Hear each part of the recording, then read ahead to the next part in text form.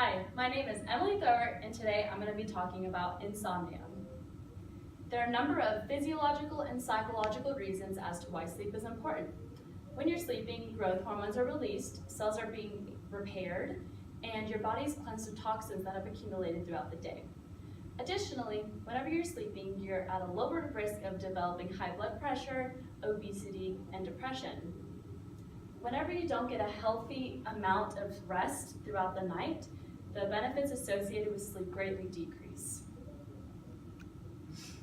Now, insomnia is sort of an umbrella, broad, general definition, which is the inability to sleep. So if you're someone with insomnia, you might have difficulty falling asleep, or you might wake up during the night and can't fall back asleep again, or whenever you do fall asleep and wake up in the morning, you don't feel rested. Now, just to get a little bit more descriptive, we have two types of insomnia. There's acute and chronic. Acute is more common because it's only characterized by a few days to a few weeks of sleep disturbances, and so they're considered temporary. Whenever you have chronic insomnia, on the other hand, though, it's less common, but it lasts more than a month. It can even last up to a few years, and most of the causes are secondary. We'll get more into that on the next slide. So potential causes for the acute, it might be stresses at work, with friends, or pressures from friendships. It might also be caused from a traumatic event.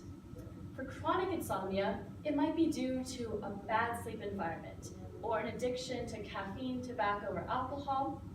If you're pregnant and raising a child, this might also disrupt your sleep cycle. Mental health conditions such as depression, anxiety, and PTSD are more serious causes, but insomnia might be related to those. Sleep disorders such as sleep apnea and side effects of medications such as cancer, asthma, heart disease, and allergies. Also less common are long-lasting stress and travel shift work. These might be some of the primary causes of chronic insomnia. Now, the first population I wanted to focus on was women. Women are at a higher risk of developing insomnia as compared to men.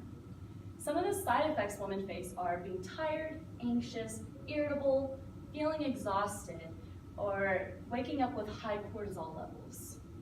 Some trends among women are they're at a higher risk of developing accidents such as falls or driving accidents, developing diabetes, having high blood pressure, heart disease, stroke, or mood problems. Some treatment for women, if they have acute insomnia, we might see that the time will sort of reverse their sleep schedules, and so they won't have to do anything drastically different.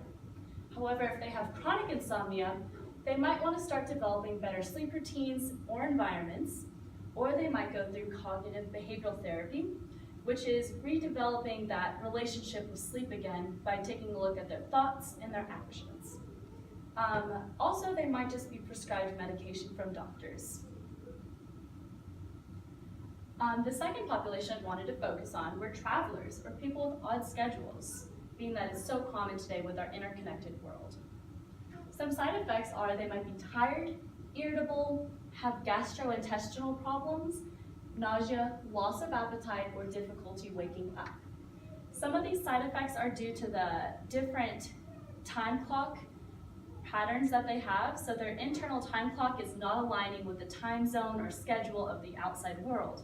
And so some of the gastrointestinal problems or nausea is due to the body reacting to that disconnect. Some trends are that they often struggle with adequate sleep lengths due to inconsistent schedules. Also, their master internal clock is misaligned with wherever they are. Some treatment is to utilize light and darkness to reset the internal clock, avoiding 6 hours of sleep before bedtime, and utilizing sleep aids. The last population I wanted to focus on were people with high stress levels. Now, people can undergo low amounts of stress, high amounts of stress for different durations, so this is a very large population.